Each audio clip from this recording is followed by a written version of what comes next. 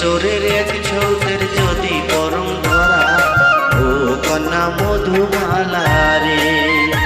তার পাগলা দাদায় দেখা পাইলে মারবে বেতের কোরা, ও কন্যা মধুমালা রে।